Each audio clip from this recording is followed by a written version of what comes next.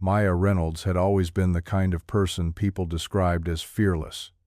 At 26, she had summited more peaks, crossed more borders, and camped under more open skies than most would in a lifetime. That weekend, she packed up her beat-up Subaru, stuffed her old canvas backpack in the trunk, filled her water jugs, and headed south from Tucson toward the Sonoran Desert. The plan was simple: a solo weekend hike, a couple of nights under the stars, and a reset from the crowded, noise-cluttered world she often needed to escape. She left behind a cluttered apartment, an overwatered houseplant, and a sister, Emily, who had long stopped trying to talk her out of these trips. Emily always worried, but Maya always came back. That morning, Maya stopped at a gas station on the edge of town, picked up a coffee and a map even though she didn't need it. The cashier remembered her bright-eyed, laughing softly at a joke on her phone, humming under her breath. The sky was a blinding blue when she pulled out of the lot, tires crunching over gravel, heading straight for a trailhead known mostly to locals and serious hikers. She was last seen there around noon, a few other hikers noting the woman with the blue pack, a sun-faded bandana tucked under her baseball cap, heading off down a narrow trail with an easy, confident stride. By nightfall, no one saw her again. When Maya didn't show up for work on Monday, no one panicked. She was known for being unpredictable, sometimes tacking an extra day onto her getaways. But by Tuesday, Emily began to feel it, that sinking, cold tightness in her gut. She called Maya's cell, straight to voicemail. She called again and again. Friends suggested she wait. Maybe Maya was out of service range. Maybe she needed space.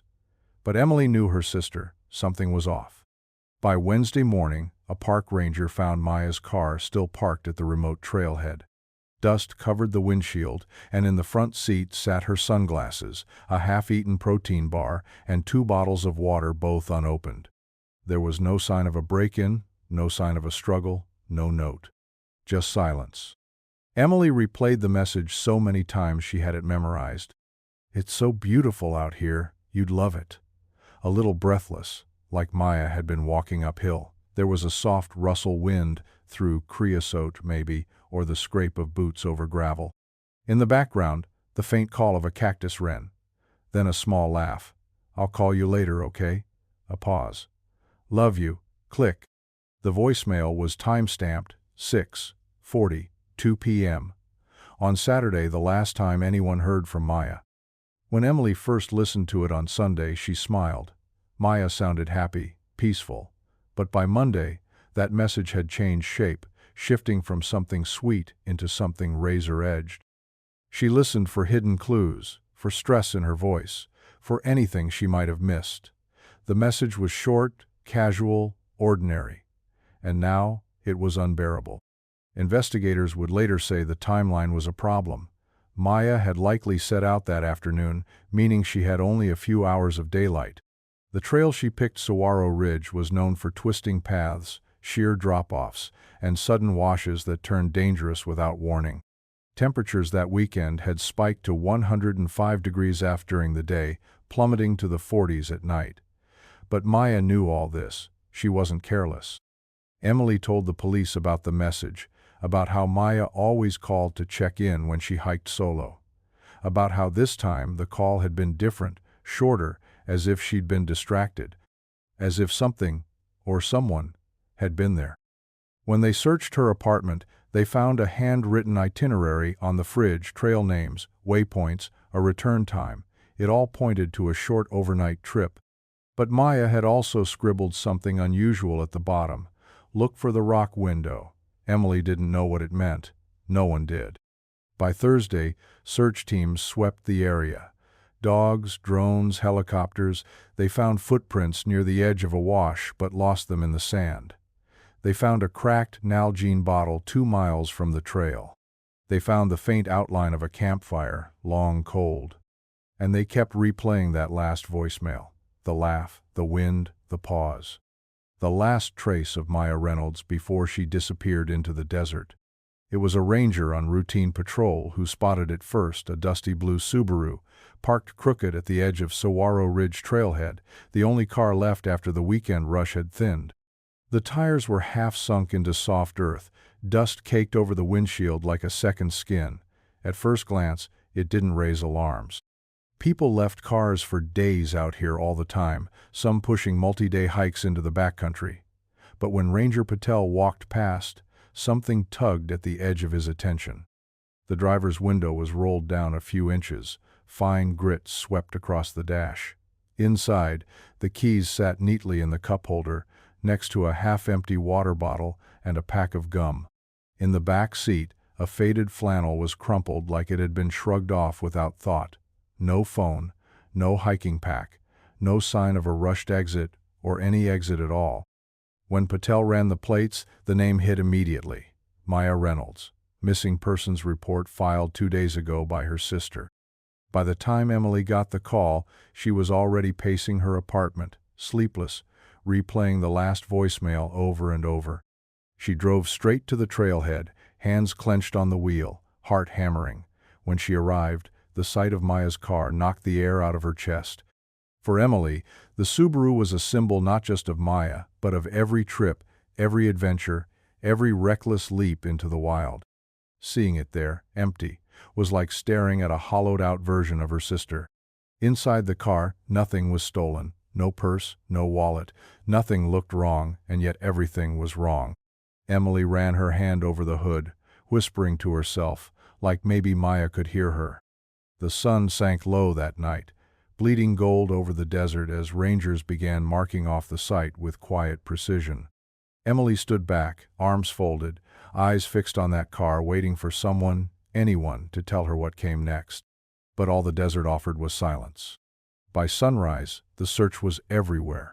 Helicopters thumped through the pale morning sky, their shadows sweeping over brittle creosote and cholla. Dogs nosed through arroyos, handlers calling sharp commands over the low whine of drones combing the ridgelines. Volunteers gathered at makeshift tents near the trailhead, pockets weighed down with granola bars, radios crackling, hopes already thinning. Emily watched them all, arms wrapped tight around herself, eyes fixed on the horizon. The search teams were methodical. They mapped grid after grid, pushing through canyons, scanning gullies, combing dry riverbeds where flash floods carved deep scars into the earth. They found the expected: beer cans, cigarette butts, sun-bleached shoes half buried in sand, but none of it belonged to Maya. No tracks, no camp, no gear. No sign of a fall, a slip, a desperate attempt to make it back. It was like the desert had opened its mouth and swallowed her whole. By the second day, heat waves shimmered off the rocks, rising past 100° F, turning each hour into a test of endurance. Rangers rotated shifts, dogs drank water by the gallon. Emily stayed rooted at base camp, clutching Maya's old flannel, the fabric stiff with dust, her mind spinning between dread and disbelief. Theories emerged and died quickly. Maybe Maya had misjudged the trail. Maybe she'd run into someone. Maybe she'd chosen to vanish. But none of it stuck. What they knew was this: experienced or not, Maya had vanished in a landscape that left little margin for error. On the third night, Emily sat alone by the trailhead, the Subaru still there like a quiet monument. The desert stretched out dark and endless, stars sharp overhead, coyotes crying far off in the hills. She wondered if Maya could see the stars too, if she was still out there, if she was ever out there at all. It didn't take long for the whispers to start. By the end of the first week, news of Maya's disappearance had slipped past local headlines and into the jittering veins of the internet. Forums lit up overnight, Reddit threads, Facebook groups, armchair detectives piecing together satellite images and trail maps like they were solving a puzzle that law enforcement couldn't crack. Some said Maya had simply gotten lost. It happened all the time, they argued, even to experienced hikers. One wrong turn, one dry gulch mistaken for a path, and the desert could close around you before you realized it. The Sonoran wasn't forgiving. Others leaned darker.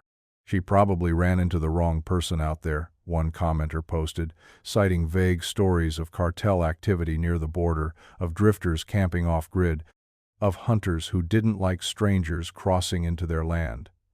Another suggested a mountain lion. though the experts quickly shut that one down. No drag marks, no blood, no remains. But then came the theory that sank its teeth into the online world and refused to let go. Maya wanted to disappear. She'd staged it. Left behind her car and her life, and walked away from everything. There were old social media posts about feeling restless, about the weight of expectations, about the ache for something more. For people watching from their screens, it was irresistible, a pretty young woman turning her back on the noise, slipping into myth. Emily read all of it. She tried not to, but it was like pressing on a bruise.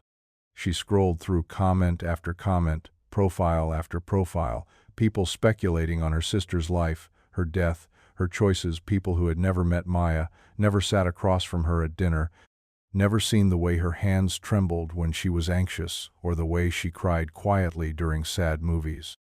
They made her into an idea, a puzzle, a symbol. But to Emily, she was still just Maya, and she wasn't gone. Not yet. Emily Reynolds lasted exactly 6 weeks at her job after Maya disappeared. She went back at first, thinking routine might hold her together. But every time she sat at her desk, answered a call, or filled out a form, it felt like she was watching herself from somewhere far away. She stopped sleeping. She stopped eating much. She started spending her nights online, combing trail maps, weather records, satellite views, and ranger reports. She'd fall asleep with her laptop on her chest, eyes burning, the glow of Maya's face on a missing persons poster the last thing she saw before slipping under. One morning, Emily packed a single suitcase, left her apartment keys on the counter, and drove. She left behind a life she couldn't hold on to, moved to a small rental outside Tucson, and made the search her job. At first, people welcomed her. Volunteers, rangers, locals who remembered Maya. They brought her coffee at the trailhead, offered kind words, shared rumors. But as weeks turned into months, as the official search ended and the media left, as even the forums moved on to the next missing face, Emily stayed. She hiked the same trails Maya had loved, retraced the possible routes, marked up her own maps. She took desert survival courses.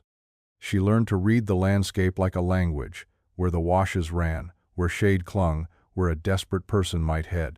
She visited rescue centers, studied cases, spoke to anyone who'd ever gotten lost and come back. Some nights, she sat in her car under the hard Arizona sky, the stars sharp and pitiless overhead, and whispered into the dark, "Tell me where you are, Maya. Just tell me." But the desert never answered. It just waited. The Sonoran is not a place that forgives mistakes. During the day, the heat climbs past 110 degree F, the kind that blisters skin in minutes and turns metal searing to the touch. The sun burns down without pity, no clouds to soften it, no trees tall enough to offer real shade.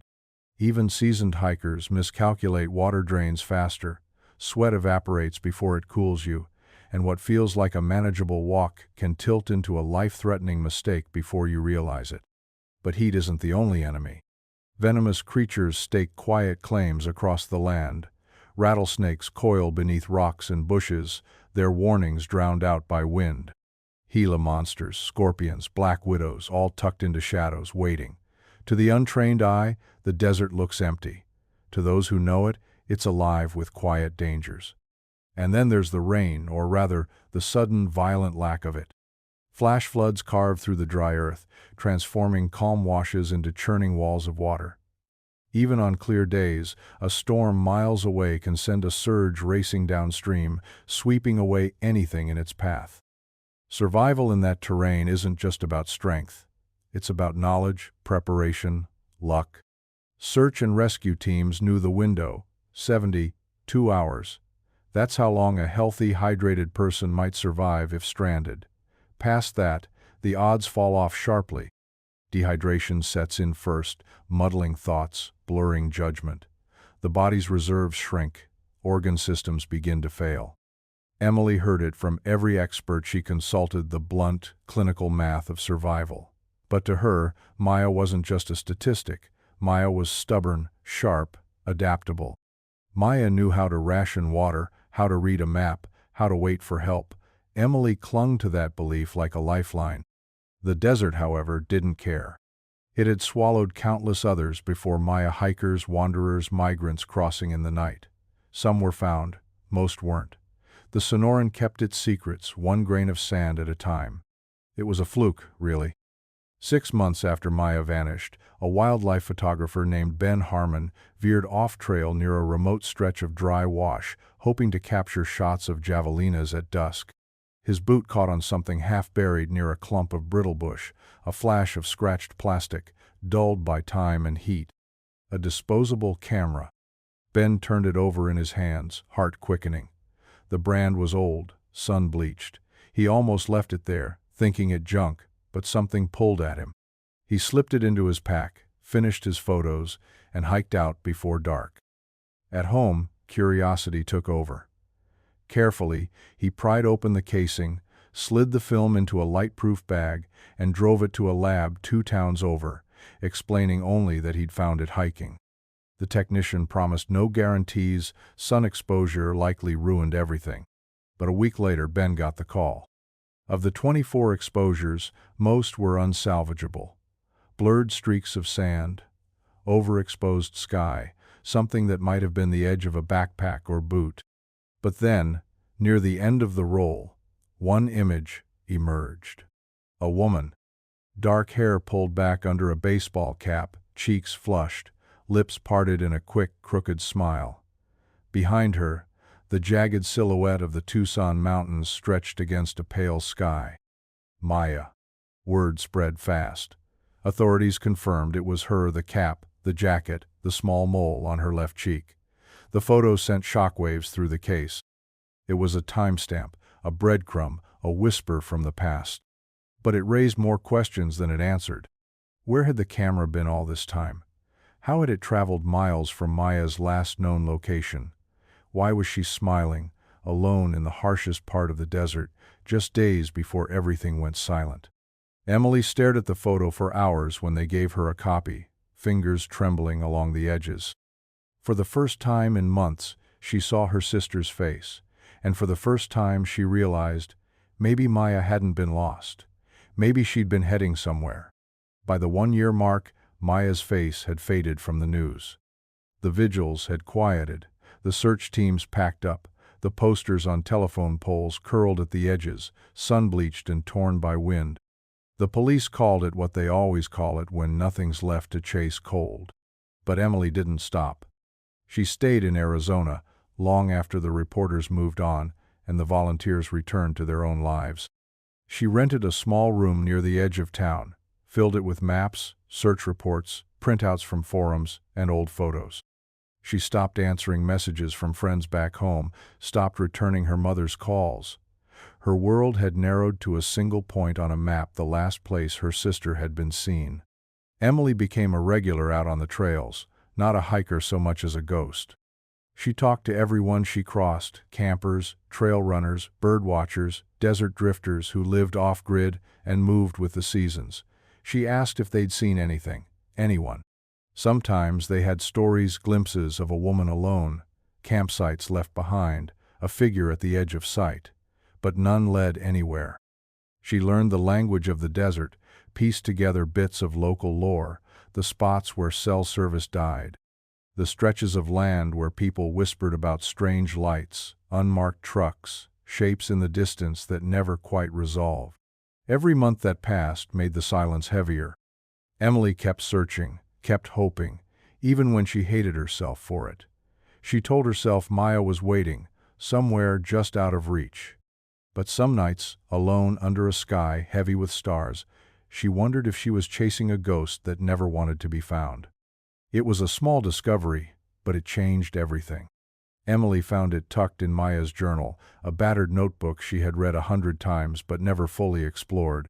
Between pages of notes, gear checklists, trail plans, half-finished thoughts was a folded sheet of paper, soft at the creases, edges smudged with dirt.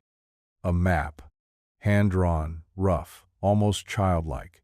It sketched familiar landmarks: the Saguaro Ridge, the old mining road, the wash where the search dogs had lost the scent. But beyond that, it veered into unfamiliar shapes, unnamed canyons, loops that didn't match official maps, and near the bottom, an X marked deep into the wilderness. Emily stared at it for hours, tracing the lines over and over. She wondered why Maya had drawn it, why she hadn't mentioned it, why it pointed somewhere no one had searched. To anyone else, it might have looked like idle doodling, but to Emily, it was a message, one last breadcrumb Maya had left behind. That night, Emily pinned the map above her bed, circling the X in red. She was done waiting. 15 years later, the Sonoran hadn't changed. The sun still beat down in waves that shimmered against the hardpan. The Ocotillo still reached claw-like toward the sky, brittle and beautiful. And people still came, drawn by something they couldn't quite name: the silence, the space, the edge between awe and danger. Alex Carter was one of them. An avid hiker, Alex had logged hundreds of miles across deserts and peaks, always looking for routes that didn't show up on guidebooks. That morning, he set out before dawn, a faded ball cap pulled low, 2 liters of water strapped to his pack, the smell of creosote thick in the cooling air.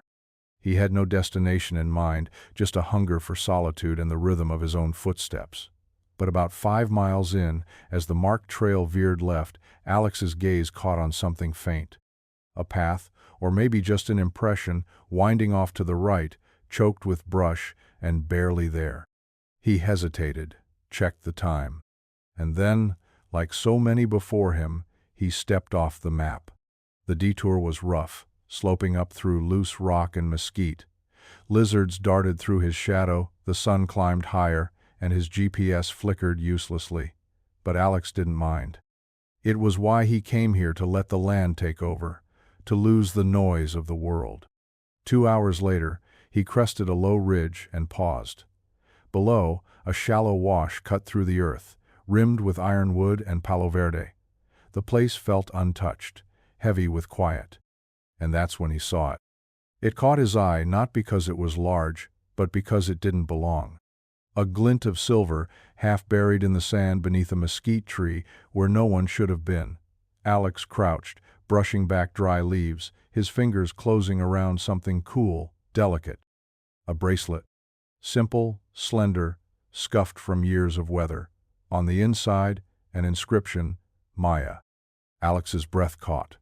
The name meant nothing to him at first, just a word, etched in soft curves, the kind of thing someone gives a daughter, a sister, a lover. But as he turned it in his hands, a flicker of memory surfaced: a news piece, years ago, about a woman who'd vanished without trace. Maya Reynolds. The desert, it seemed, had been keeping a secret. Alex stood slowly, eyes scanning the wash, the rocks, the brush. For the first time that day, the weight of the place pressed down on him, thick and watchful. He slipped the bracelet into his pocket, feeling his pulse quicken. Suddenly, the detour didn't feel like his choice anymore. Alex moved carefully now, each step deliberate, eyes sweeping across the wash like he expected it to speak.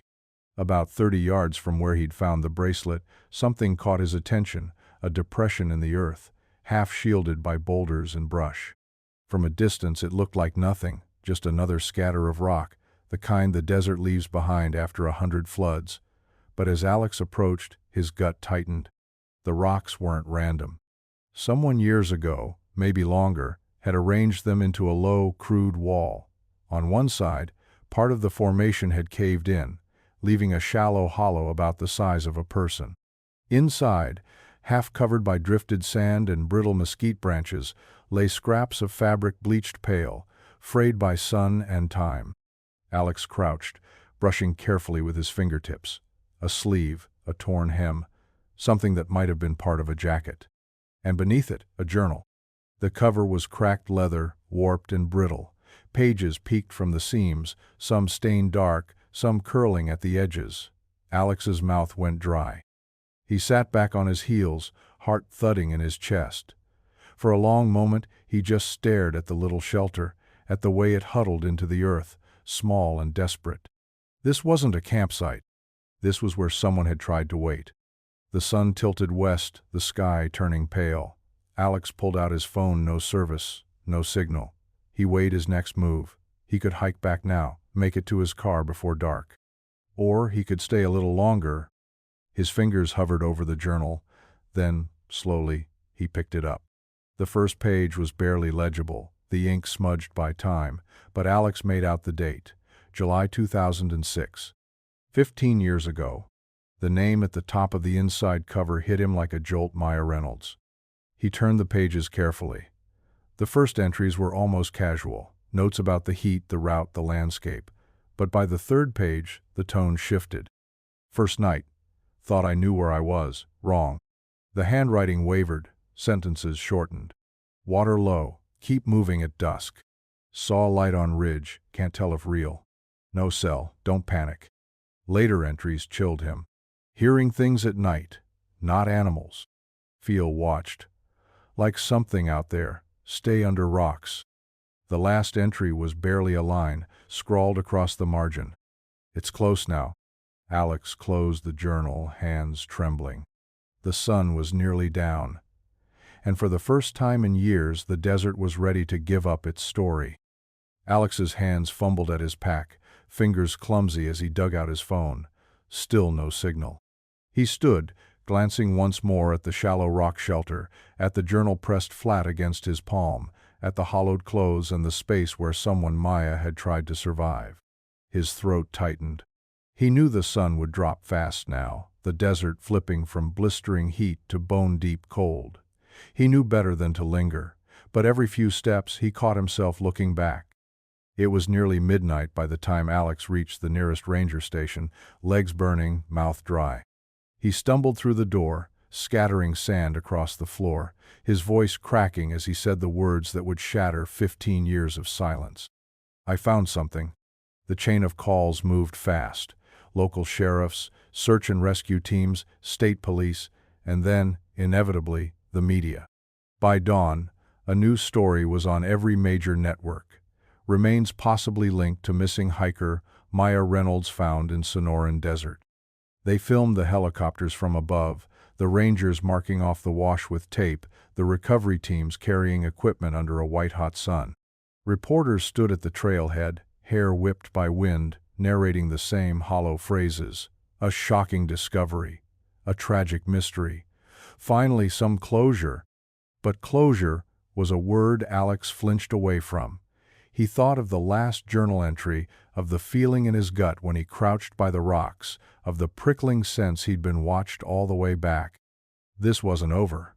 It was only just beginning. Emily Reynolds hadn't set foot in Arizona in over a decade.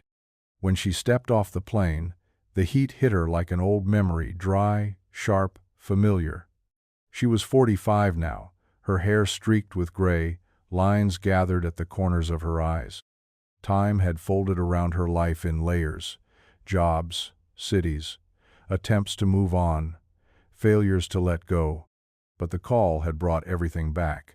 She drove alone to the ranger station, her fingers white-knuckled on the steering wheel, the landscape unfurling on either side, the saguaros, the empty sky, the sun burning its mark across the sand. When she reached the site, the reporters were still there, cameras sweeping over her face as she ducked past them. The sheriff greeted her with a softness that only made her want to scream. "We think it's her," he said. Emily nodded, but her eyes were fixed past him, to the horizon, to the ridge where the hidden site waited. She had come all this way, not for answers, not for closure, but for one simple reason. She needed to stand where Maya had stood, to see it with her own eyes, to feel for even a moment the echo her sister had left behind.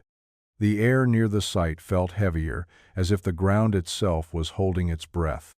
Emily stood behind the taped perimeter, arms folded tight, watching the forensic teams move with a precision that felt almost too careful, too gentle for what they were about to find. Under the shallow rock shelter, the partial remains had been tucked into the earth, not buried, not hidden, just left. The sun-bleached fragments of bone, scattered beneath layers of sand and time, told their own quiet story. A boot sole, cracked and peeling. A few vertebrae, delicate as shells. Long bones weathered thin. A faded strip of fabric tangled near the edge. And near it all, A small silver hoop earring, the kind Emily had watched Maya fasten 100 times in the mirror, distracted and laughing. The confirmation came fast. Dental records. Old x-rays, a faint scar along the jawline, healed from a childhood fall. Maya Reynolds. Emily felt the weight of the words as they fell, as though they'd been waiting all these years, crouched in the silence between then and now. There was no triumph, no neat line between grief and relief, just the ache of something she'd half expected and never wanted, settling deep into her chest. The cameras filmed the body bags as they were carried up the ridge. Emily turned away before they reached the cars, pressing her hand flat against the hot metal of the truck, her head bowed. For 15 years, she had imagined this moment over and over, and now that it was here, it didn't feel like the end of anything. It felt like a door she hadn't known was still open, slowly creaking wider. Emily sat alone that night, the journal open in her lap, the final pages trembling under her fingers. The forensic team had returned it, weathered, fragile, carefully preserved. She read through the entries again, tracing each word like a thread, the early notes on the trail, the water calculations, the warnings to herself not to panic, then the shift, the slipping of time, the curling of fear into the edges. Saw shapes on the ridge. Hearing voices after dark. Not sure if I'm walking in circles or if something's following me. Emily's eyes blurred. The last page wasn't neatly written. The words were jagged, scrawled up the margins, as if her sister had run out of space and time at once. I'm not alone out here. Emily closed the journal slowly, pressing it to her chest. Outside, the desert stretched into darkness, vast and unknowable, and for the first time, Emily understood. Maya hadn't just been lost. She had been seen. The desert didn't let go easily. In the days after Maya's remains were confirmed, something shifted. What had been a closed chapter, a name on a long list of cold cases, suddenly cracked back open. The search teams returned, not for Maya, but for what else might be out there. It started with the discovery of a second camp, less than a mile from where Alex had found Maya's shelter. A collapsed tent, its fabric torn and sunburned, sleeping gear rotted into the ground. Nearby, an old canteen, the name worn smooth, and a single hiking boot tangled in cactus roots. No ID, no obvious connection, but it wasn't Maya's. Then came reports from volunteer searchers pushing farther out. Another abandoned site, deeper in the canyons, this one marked by a small fire ring, blackened stones, and a pile of animal bones neatly stacked. Again, no names, no answers. The sheriff's office kept it quiet at first, but word leaked fast. Reporters spoke of a pattern. Locals whispered about disappearances no one had linked together before: a solo hiker from Phoenix in 9, 2 campers who vanished without trace in 14, a missing ranch hand last seen crossing into BLM land. The desert, it seemed, had been keeping count. Emily watched it unfold from the edges, her grief twisting into something she couldn't name. She had come here for Maya, for her sister's story. But the more they found, the clearer it became that Maya's story wasn't hers alone. Whatever had happened to her, she hadn't been the first. And she might not have been the last. The forensics team found the prints by accident. They were working the perimeter of Maya's site, cataloging every scrap of evidence, when one of the techs noticed it, an impression in the hardened earth, faint but clear under angled light. Then another. They marked a path. The prints weren't boots. They weren't bare feet.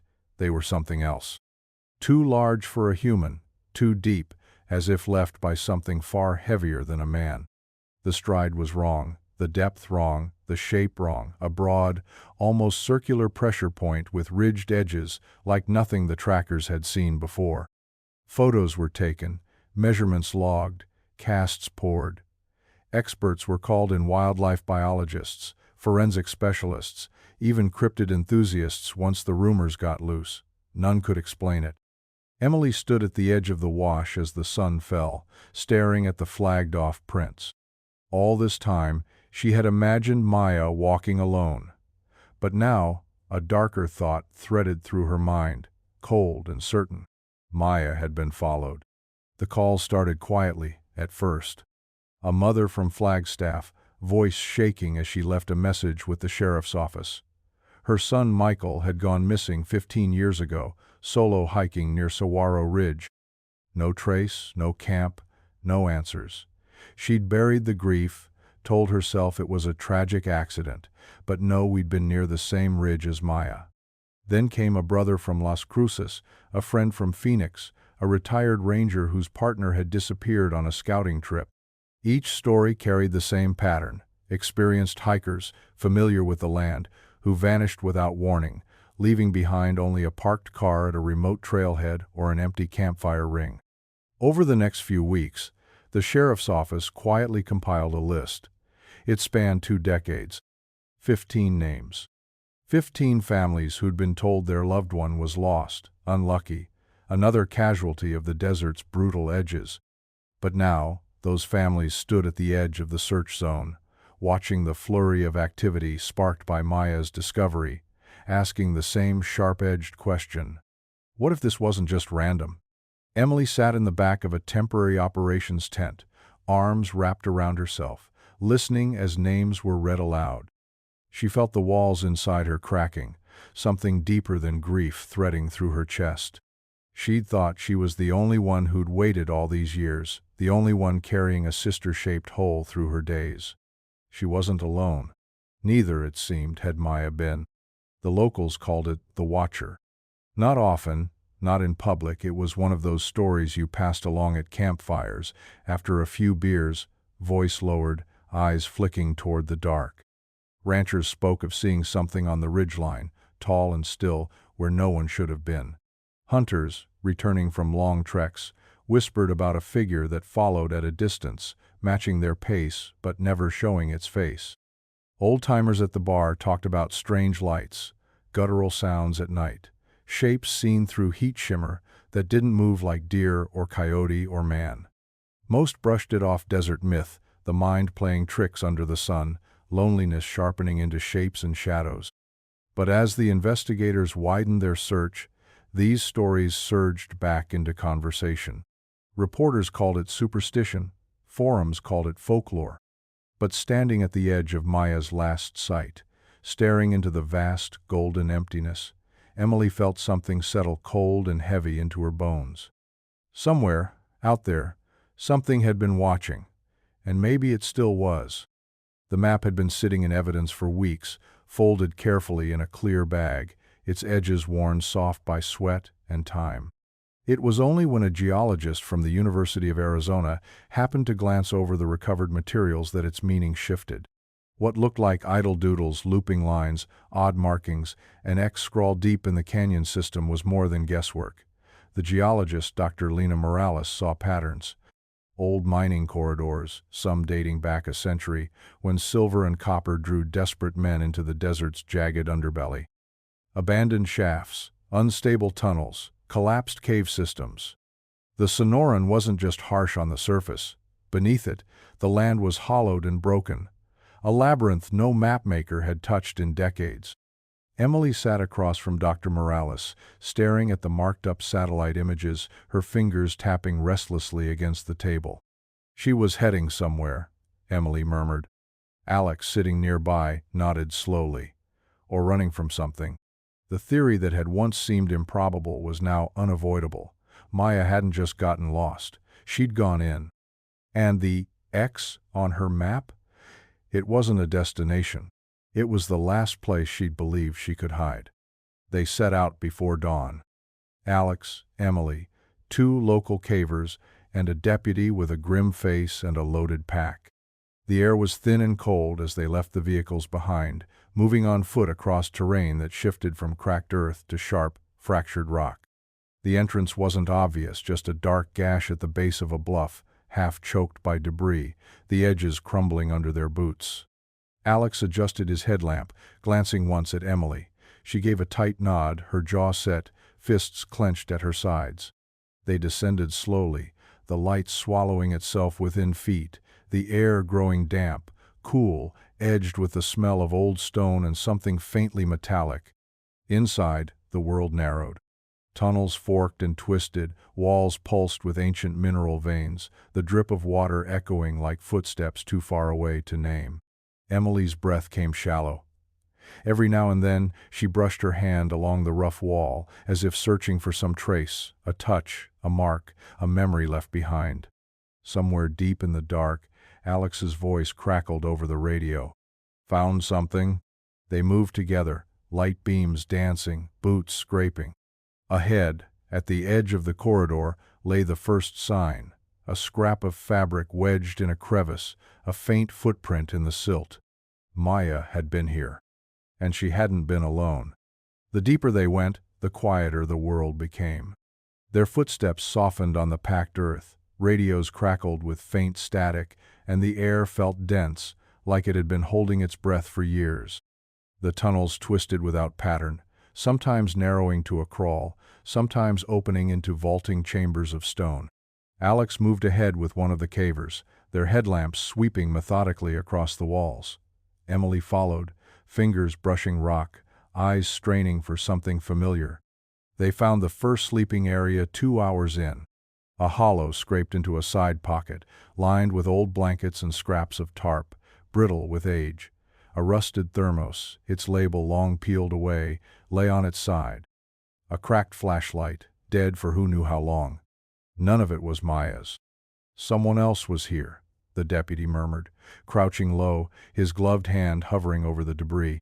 Farther on, the markings began to appear. Crude scratches in the stone, not words, not symbols, but long, dragging lines, sometimes spiraling, sometimes crisscrossing each other in no pattern they could recognize. One of the cavers, a soft-spoken man named Luis, ran his fingers over the grooves. "Not tools," he said quietly, "not mining marks." Alex caught Emily's eye, something tense flickering there, and for the first time she felt it, the hum of fear low in her chest. This wasn't just a mine. This was something else. They found the chamber by accident. Luis slipped between two narrow pillars of stone, called back softly, "You need to see this." The others followed one by one, emerging into a hollowed-out space, roughly the size of a small room. Emily's breath caught. Scattered across the floor were personal effects, a mosaic of lives, layered in dust, a hiking boot with a cracked sole, a wallet splayed open, faded ID still tucked inside, a dented water bottle, stickers peeling, an old flannel shirt half buried in the dirt. And near the back, under a shallow ledge, Alex reached for something small, rectangular, its surface dulled by grime. A phone. Emily's knees buckled as she dropped beside him, hands shaking. It was Maya's. The screen was dead, but the case was unmistakable, a blue scuff-marked shell, the faint outline of a sticker Emily had given her years ago. She pressed it to her chest, heart pounding, eyes stinging, as the truth unfurled sharp and silent in the dark. They were never just looking for Maya. They were standing in the middle of where they all had ended. They didn't expect the phone to power on. Back at the surface, under the harsh glow of lab lights, the forensic techs worked patiently, drying, cleaning, extracting. The battery was long dead, the ports corroded, but the micro SD card held. Emily sat stiff in a chair, Alex beside her, as a small screen flickered to life. "There are audio files," the technician murmured, surprised. "Dozens." They played the first one. Day 1. Lost track of the trail around noon. Thought I'd loop back. It's fine. I have water. Maya's voice, scratchy but unmistakably hers. Emily bit hard into her lip, her throat burning. Another recording. Day 3? Maybe 4. Ran out of light in the tunnels. Still think I can backtrack.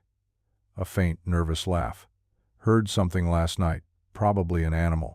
The next ones were harder to listen to. Breathless updates, words slurring at the edges, the sound of water dripping, soft scraping noises in the background, like stone on stone. Hearing things, not sure if I'm dreaming. A pause, ragged breathing. Thought I saw someone. On one file, she whispered directly into the mic. "If anyone finds this, I didn't mean to go this far. Tell Emily." Static, silence. But it was the last recording that made the room fall still. "It's close now." A shiver crawled up Emily's spine. In the background, barely audible, something else breathed. The analysts worked overnight, isolating frequencies, cleaning noise, layering filters. Emily waited in a daze, the edges of her mind fraying. She thought she'd braced herself for anything. She was wrong. When the audio expert played the cleaned-up file, everyone went silent. First came Maya's voice, tired but steady, then faint, just behind it another voice. Not an echo. Not hers. It was low, almost guttural, threading through her words like it belonged there. In one section, Maya whispered, "I think someone's here." And in the next breath, a second voice murmured something inaudible, too close, too soft, as if leaning right beside her. On the last recording, just before the file cut off, there was movement, a scrape, a shift of weight. Not a falling rock. Not an animal. Something heavy, deliberate. Emily felt her hands go cold as she listened again, heart thudding against her ribs. Maya hadn't been alone in those tunnels. Someone or something had been with her, all the way to the end. Emily left the desert quietly. No press conference, no interviews, no final statement for the cameras. She packed her things into the trunk of a rental car, the sun sliding low over the horizon, staining the sand in deep bruises of orange and red. Alex helped load the last of the bags, his face lined with exhaustion, but they didn't speak much. Some things had settled too heavy between them, words slipping into silence. At the edge of the search zone, Emily paused. For a long moment, she stood with her hand resting on the hood of the car, eyes sweeping the landscape, the ridges, the jagged spires, the endless reach of open earth. 15 years. For 15 years she had carried the ache of waiting, the sharp hope that somewhere, somehow, Maya was still walking under these same skies. Now she knew. There was a strange kind of peace in the knowing, but it came with its own weight, a grief quieter, deeper, more permanent. Closure was not the clean-cut people imagined. It was a scar, not a stitch. When Emily finally turned the key and pulled away, the desert receded slowly in the mirror. Mile by mile, it slipped back into itself, a place that had swallowed stories whole and waited, patient and unbothered, for the next. She left with answers, but she also left with questions no one would ever unravel. The Sonoran is old, older than roads, older than the names people draw across maps. It waits. It waits under the sun, under the weight of wind and time, under the gaze of those who cross its skin thinking they understand it. People come for solitude, for challenge, for the quiet that hums at the edge of the world. Some come to lose themselves, some don't mean to. Maya Reynolds was not the first. She will not be the last. The lure of wild places is older than memory. The pull toward the untamed, the unknown, the parts of the world that refuse to be charted or claimed. There are places on this earth where people disappear because they want to, or because they falter, or because something waits where no map dares to follow. Emily will carry Maya's story like a stone in her pocket, heavy and smooth, shaped by years of grief. She will move forward, she will not move on. Somewhere, deep in the Sonoran, the sand shifts. The sun rises, the wind carries a whisper through the rocks. The desert keeps its secrets, and it is always, always waiting. This story was brutal, but this story on the right-hand side is even more insane.